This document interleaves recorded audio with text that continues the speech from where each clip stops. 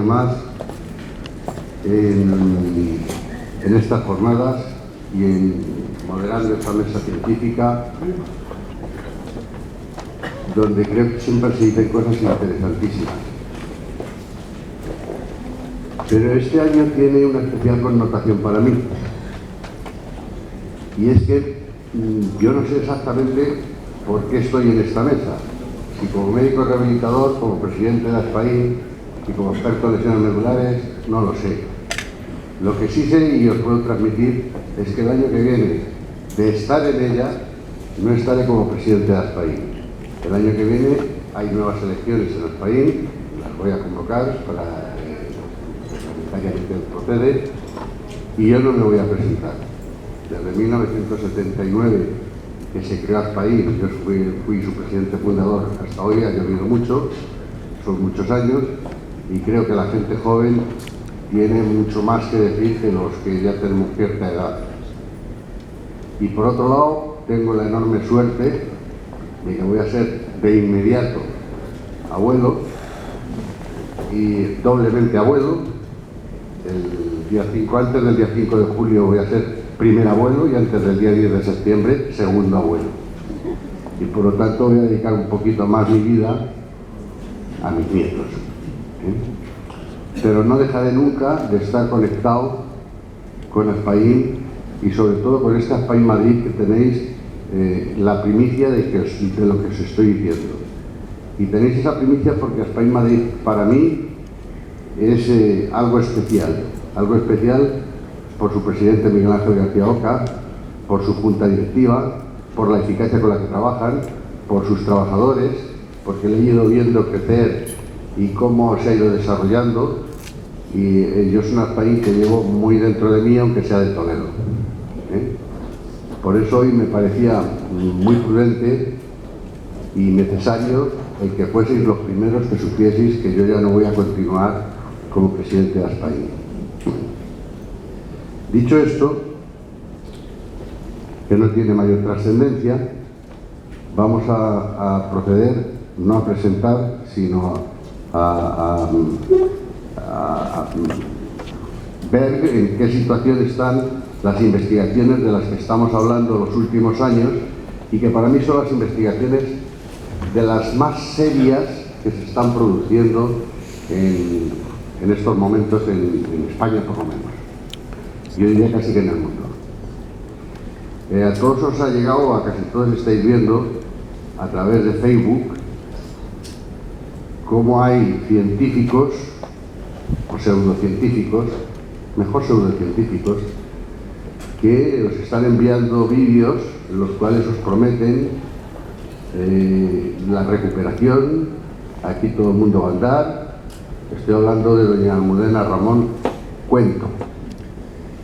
Su apellido es Cueto, pero a mí me gusta llamarla Cuento. Cuento porque es la mejor vendedora de humo que yo he conocido.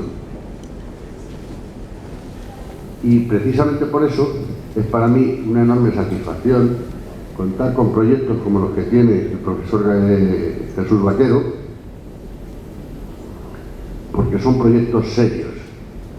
Y desde ASPAIN, y desde luego personalmente como médico experto en lesiones medulares, es uno de los proyectos que yo apoyo sin lugar a dudas. Este año ASPAIN le ha dado un premio por su trayectoria, y os anticipo algo que, bueno, no voy a decir, no voy a comentar, simplemente voy a dejarlo caer. Probablemente todos tengamos alguna sorpresa en un breve espacio de tiempo de algún otro premio que pueda existir de muchísima más envergadura. Por lo tanto, yo creo que es el momento de que el doctor Vaquero nos explique en qué van sus investigaciones. Cuando quieras. Sí, ahora sí. Muchas gracias, Alberto. Hace varios años, en reuniones de este tipo, yo recuerdo que todos los que estaban ahí, ustedes me decían, y Alberto también lo decía, ya estamos cansados de ver animales, estamos cansados de ver ratitas, estamos cansados de ver cerditos, queremos ver qué pasa con los pacientes. Y por eso traigo esto, porque ahí a la izquierda es como estábamos en el año 2008, y a la derecha es como estamos ahora, en el año 2016. Les puedo asegurar que los únicos animales o los únicos cerditos que van a ver en lo que les voy a contar son esos que están ahí nadando en una piscina. A la derecha ven ustedes un paciente que ha sido tratado hace ahora mismo año y medio, con una lesión dorsal completa a nivel de 4, que está andando, si llamamos andar, a dar pasos uno delante de otro de forma voluntaria, aunque sea dentro de una piscina. Esto que yo les voy a contar hoy es el resumen de más de 20 años de investigación, de una línea de investigación callada, en un hospital público, un hospital emblemático de la sanidad pública española, donde hemos tratado de hacer las cosas con la seriedad y con el rigor científico que se deben hacer este tipo de estudios. En el año 2013 iniciamos con la aprobación de la Agencia Española del Medicamento los primeros ensayos clínicos de terapia celular en pacientes, y los resultados del primer ensayo, que se inició el 1 de julio de 2013 y se terminó en octubre de 2015, son ensayos ya aceptados, ya cuantificados, ya aprobados y en estos momentos publicados en esa revista que tienen ustedes ahí, que estará, puesto que lo hemos puesto al acceso de todo el mundo a través de Open Access, posiblemente el próximo martes o el próximo miércoles todo el mundo puede tener acceso a estos resultados. No podíamos, lógicamente, hasta que esto no estuviera totalmente aprobado y estuviera totalmente confirmado estos resultados, hacer ninguna exposición de estos detalles al público general. Por eso les ruego a todos que me perdonen si algunos han contactado conmigo y esas cosas que dicen en los foros, esas preguntas de ¿llevan ustedes ya? ¿Es verdad que llevan 7 pacientes tratados? Pues yo siempre he dicho que no, que es mentira. Es verdad, es mentira. No llevamos 7 pacientes tratados. En este momento llevamos 47 pacientes tratados a lo largo de 4 ensayos clínicos. Les voy a mostrar algo que es una primicia en estos momentos, pero siempre con la idea, grábenselo bien, de que en la lesión medular no tenemos hoy día nada para curarla. Lo que podemos hacer es mejorar extraordinariamente la calidad de vida de los pacientes. No podemos engañar a nadie. Y como siempre hemos dicho, en estos ensayos clínicos las premisas fundamentales son no engañar a nadie y no cobrar a nadie, puesto que son en estos momentos ensayos y estudios que están bajo la óptica de la investigación clínica.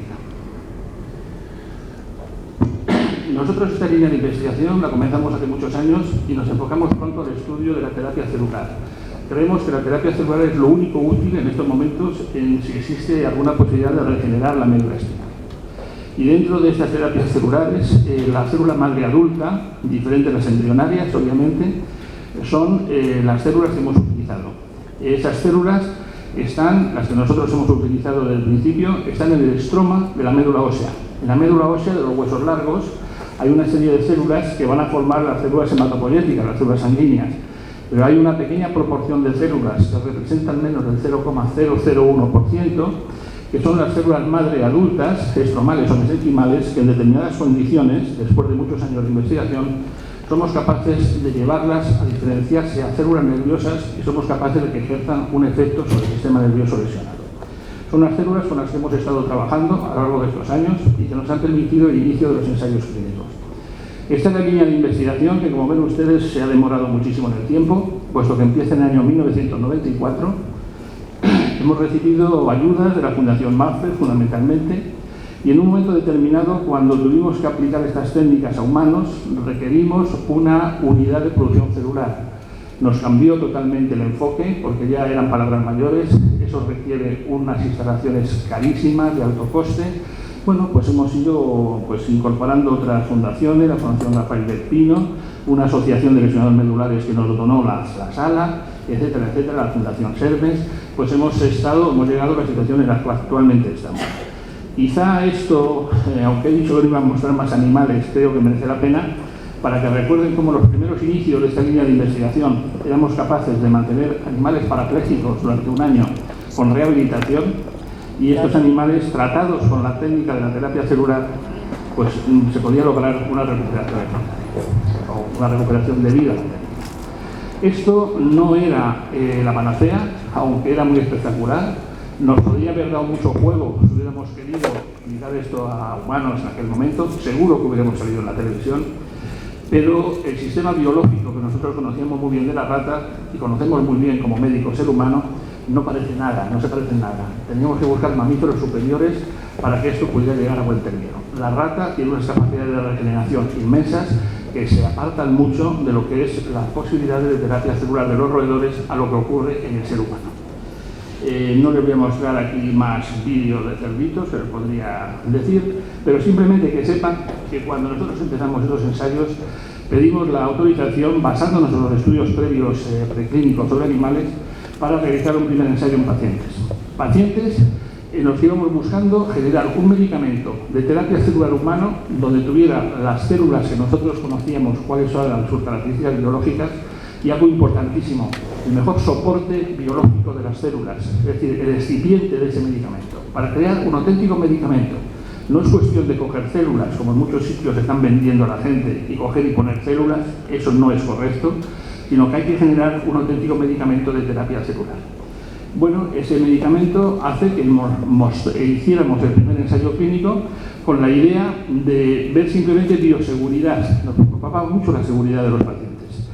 Y para eso escogimos pacientes con una situación crónica, paraplegia, nivel dorsal, crónica, completa, de muchos años de evolución, buscando que si en esos pacientes había alguna complicación, por lo menos iban a quedar como estaban.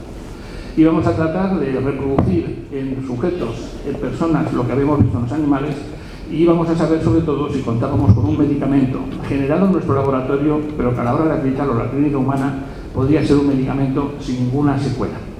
Bueno, así se diseña este estudio. Es una primera fase, que esto es lo que se hace fundamentalmente es esto. ¿Tenemos audio? Estamos en el quirófano, donde se extrae médula ósea del paciente. La médula extraída se deposita en una bolsa con cierre hermético y se traslada a la sala blanca. Sala blanca o sala limpia se denomina así por sus condiciones ambientales especiales que minimizan el riesgo de contaminación durante los trabajos. Aquí se separan las células madres stromales y se cultivan durante varias semanas para lograr su multiplicación. Cuando el cultivo está a punto, se prepara el medicamento compuesto por las células madre y el plasma sanguíneo del propio paciente como soporte. Este medicamento se envasa en microjeringas y se traslada al quirófano, donde se inyectará en zonas dañadas de la médula espinal y también en el líquido cefalorraquídeo que las rodea. Al cabo de 3 meses, el paciente recibe una nueva dosis de recuerdo a través de una punción lumbar, 30 millones de células extra que ayudarán a la regeneración medular. La primera fase ha concluido. Aún queda por delante mucho trabajo de rehabilitación necesario para activar los músculos dormidos.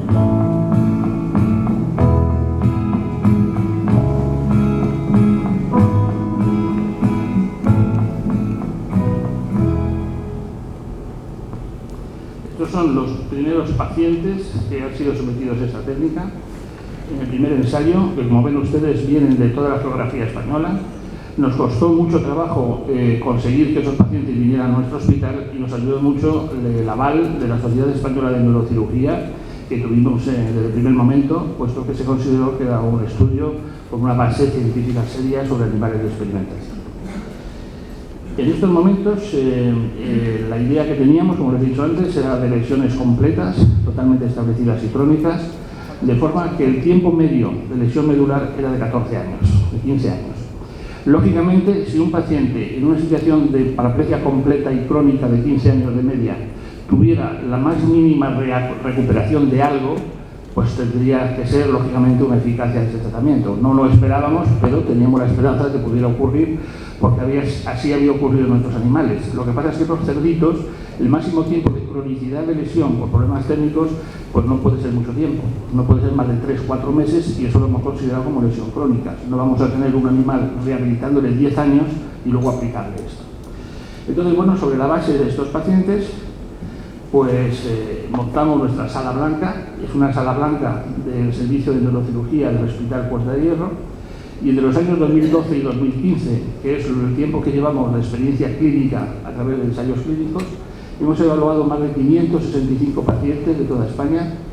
Se han hecho 110 liberaciones de medicamento y hay en estos momentos 47 pacientes que están incluidos en los ensayos oficiales, más algunos pacientes que la Agencia de Medicamentos nos ha permitido tratar por uso compasivo fuera de ensayos.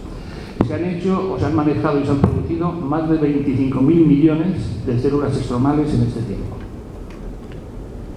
Las características de la lesión medular era para nosotros una pieza clave a la hora de plantear este tratamiento.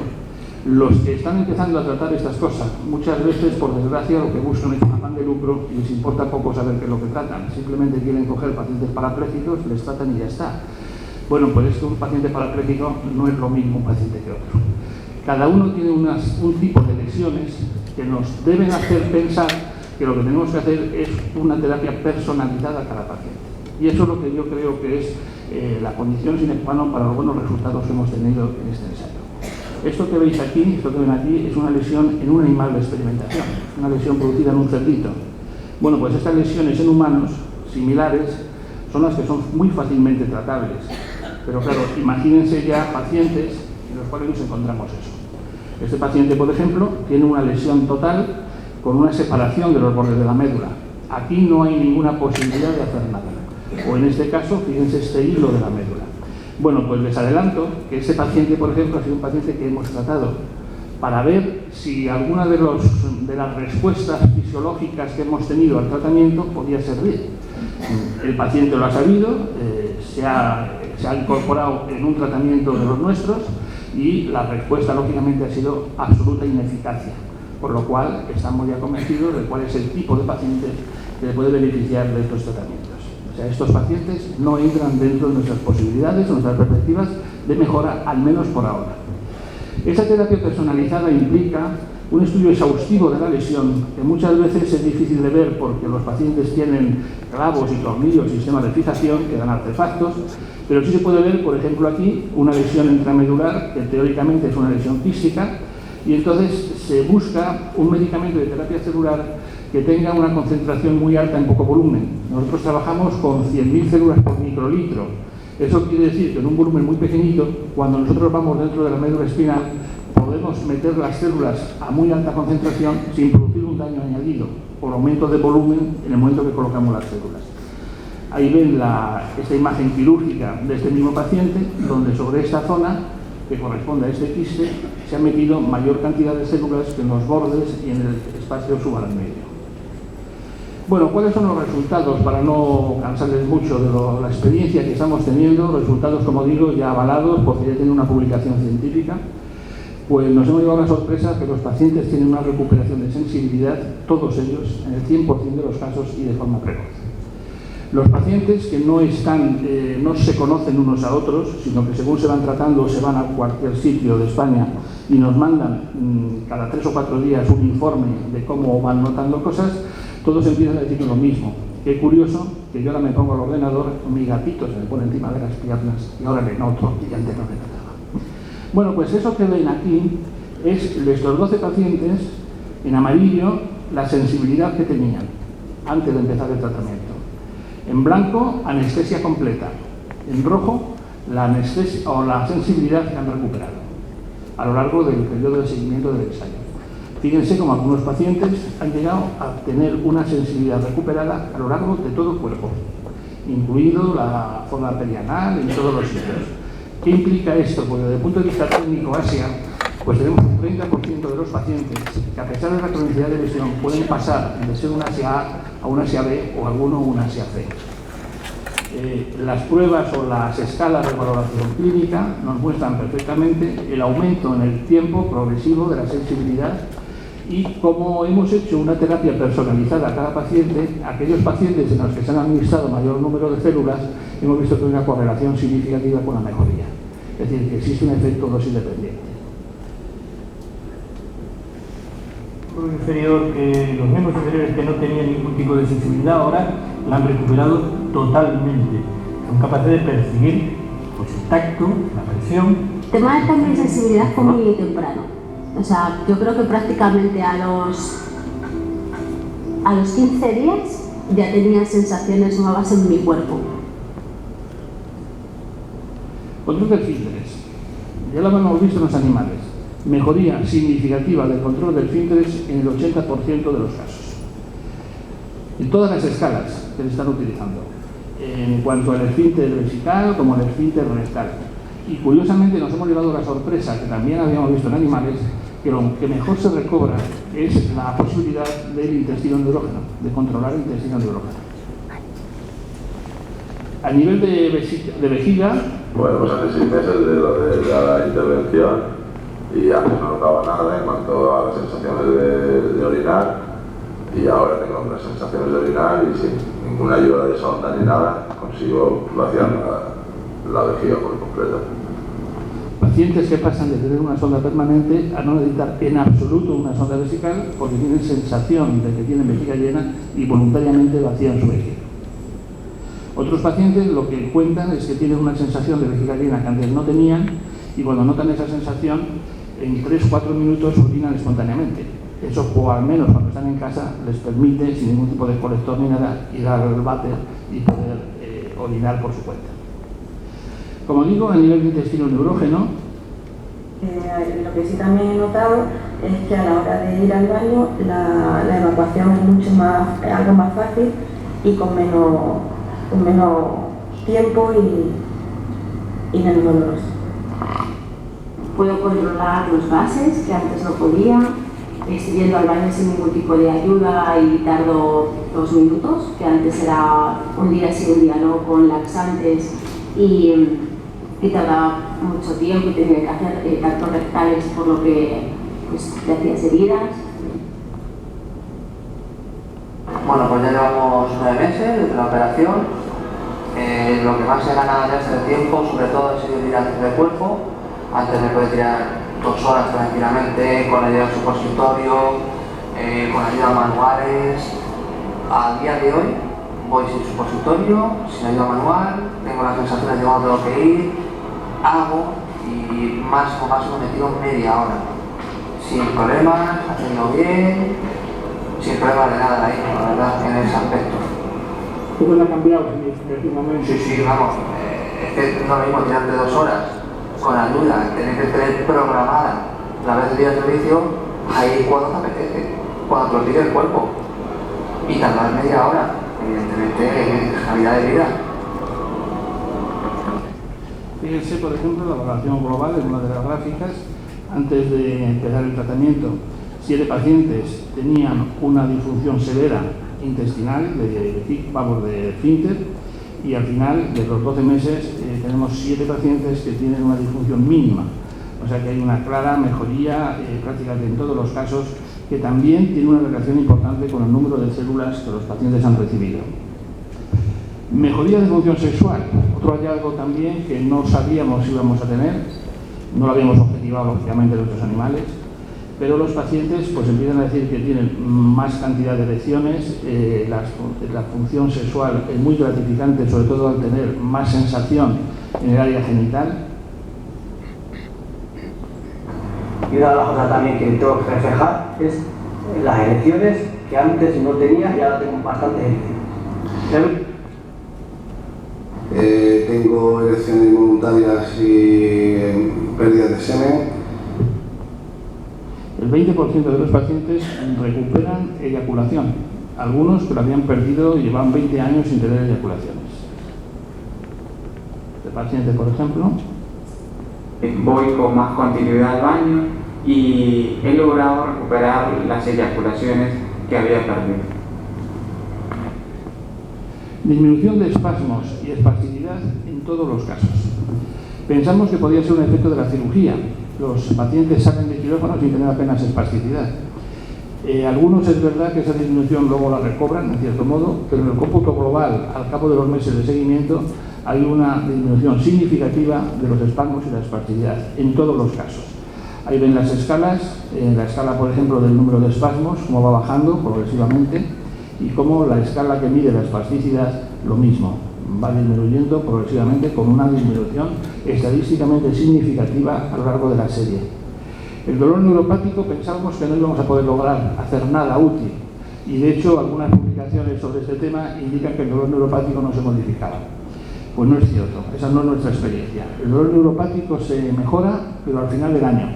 Es lo que más tarda en recobrarse. Eso junto con la función motora, que ahora veremos. Pero el dolor neuropático alcanza significación estadística de mejoría al final del año en todas las escalas que estamos utilizando. Y la recuperación motora, que lógicamente es lo que más, podemos decir, bueno, ¿qué ocurre? Paciente que lleva en una silla de ruedas 20 años, ¿qué ocurre? Podemos pensar que puede ocurrir algo. Pues miren, tenemos una recuperación de función motora desde el punto de vista de datos clínicos, de análisis de ASIA, en el 50% de los pacientes, concretamente en el 53%. Y desde el punto de vista de estudios neurofisiológicos, en más del 80% de los pacientes. Esos indicios de recuperación motora nunca existen antes de los 6 meses de seguimiento, generalmente es al final del año, y no son útiles para poder decir en estos momentos que el paciente puede andar por sí solo, pero esa recuperación motora es progresiva, de forma que cuando hay recuperación de potenciales evocados, a lo largo del año esa recuperación va existiendo. Quiere decir esto que tenemos que ver qué pasa con esos pacientes cuando lleven 3 años de la operación, porque la idea que tenemos es que se mantiene esa progresión paulatinamente mejor a lo largo del tiempo. Hemos obtenido resultados sorprendentemente satisfactorios en los que se objetiva que se vuelve a recuperar la función de la conducción a lo largo de la médula. Lógicamente eso con una lesión medular completa antes era imposible. Por otro lado, pues se han hecho pruebas en las que se demuestra contracción de los músculos que están muy por debajo del nivel de la lesión y por otro lado datos de regeneración que se está produciendo en esos músculos. Aquí tienen un poco un resumen de los pacientes de la serie, los cuales todos ellos en sus momentos con bitutores, algunos con unas muletas, están haciendo una deambulación. Esta paciente, por ejemplo, fíjense la destreza con la que entra y sale de su piscina. Este paciente anda dentro de la piscina y esta paciente, pues, como ven, nada porque ha recuperado la posibilidad de músculos flexores a nivel de cadera y músculos flexores de la pierna. Tengan en cuenta que estos son pacientes con una lesión total y no tenían este tipo de movimientos antes del tratamiento. Esta paciente que estoy señalando ahí, a los 9 meses empezó a tener esta recuperación espontánea. Alguien decía, es que yo he visto una paciente que tiene movimiento del psoas. Pues sí, esta paciente tiene movimiento del psoas y cuando empieza a tener esta recuperación, la recuperación es muy rápida, de forma que esta misma paciente en los meses siguientes lo hace muchísimo mejor contra la resistencia, cada vez superior. Este es un paciente que al año, en la visita al año, constatamos que hace este movimiento con la pierna.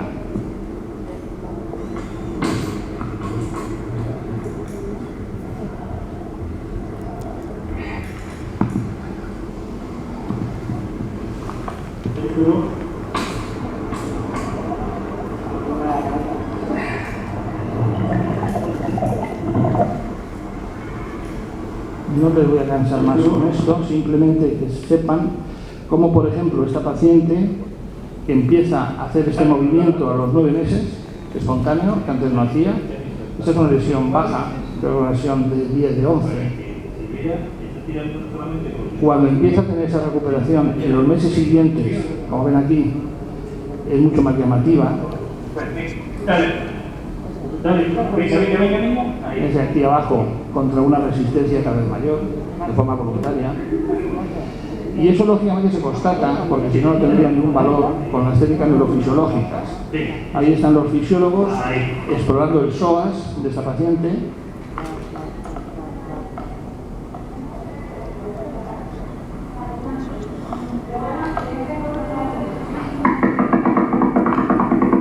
Y se demuestra que es una actividad motora voluntaria, totalmente voluntaria. Y además con esa forma de los potenciales, que es muy típico de potenciales polifásicos, indica que hay una reinervación muscular reciente. Si fuera crónica no existiría. O sea que hay una reinervación en marcha. Y eso, lógicamente, esta paciente no lo tenía un año antes. A ver, relaja. Contrae otra vez el psoas izquierdo. Contracción voluntaria. Contracción voluntaria. Este paciente lleva ahora año y medio operado, hace una vida prácticamente normal. En los primeros vídeos que tenemos no podía moverse en absoluto, ni con bitutores ni con nada, y este paciente está ahora montando a caballo. Esta es la recreación de una paciente, 19 años en silla de ruedas, nivel de 6 de 7, empieza hacia final del año de seguimiento